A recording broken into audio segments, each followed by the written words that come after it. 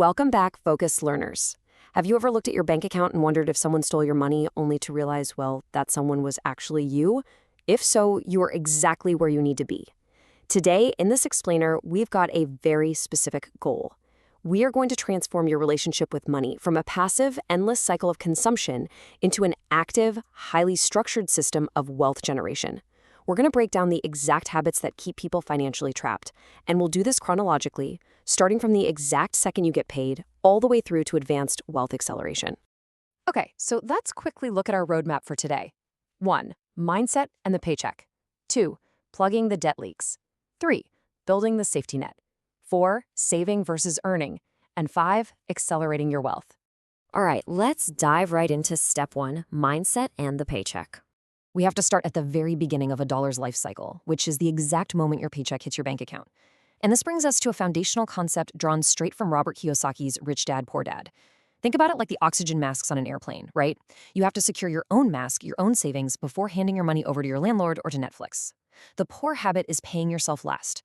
It's funding rent, phone bills, subscriptions, and going out with friends first, and then kind of just hoping to save whatever leftovers remain. But the rich habit, it does the exact opposite. You pay yourself first.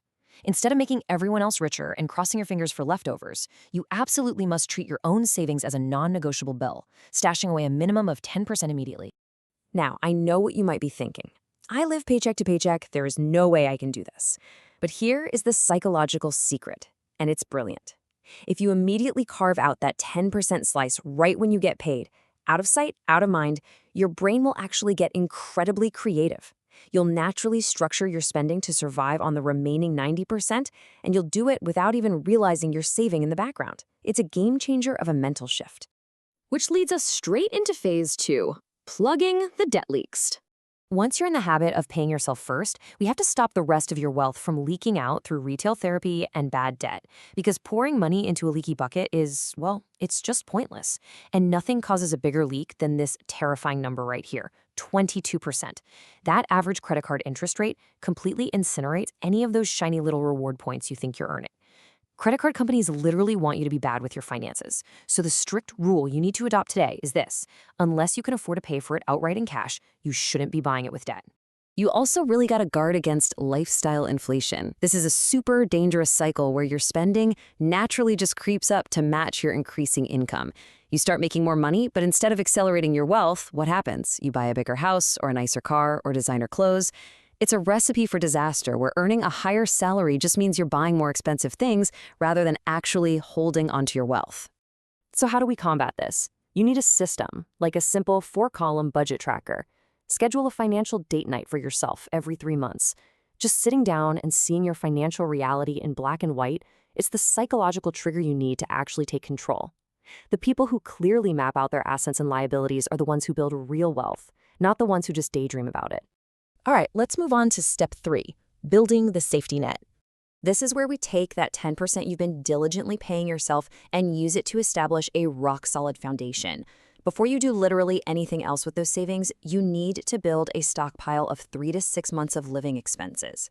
Having this buffer kept to one side, fully available to tap into if an emergency hits, like say a sudden car repair or a medical bill, acts as a massive stress reliever. It frees up your mental energy for far more important things because you're no longer living in constant fear of financial ruin. This simple sequence perfectly maps out how you transition from playing financial defense to playing financial offense. Step 1, you carve out that 10%. Step 2, you relentlessly funnel it until that 3 to 6 month stockpile is totally full. And step 3, once your shield is built, you finally start funneling that extra money into investments. That takes us to section 4, saving versus earning. Now, there's a really common plateau that keeps people stuck, and that's relying solely on cutting expenses. Obviously, you have to save money, but saving has a strict mathematical cap. There is a finite hard limit to how much you can cut from your life. I mean, you can only skip so many coffees, right? Earning, on the other hand, has infinite potential. Creating multiple income streams, whether that's investing in the stock market, negotiating a pay rise, or starting a side hustle, has unlimited potential upside. To truly build wealth, you have to attack both sides of this equation. And finally, we reach step 5, accelerating your wealth. This is where you stop leaving money on the table.